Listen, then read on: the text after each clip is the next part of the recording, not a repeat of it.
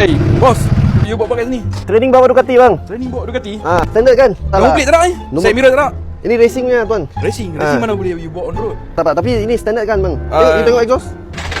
Standard. Okey. Bila saya beli, masa tu ada side mirror. Tapi saya ambil bila masuk komen cakap Ducati memang tak boleh pasang side mirror.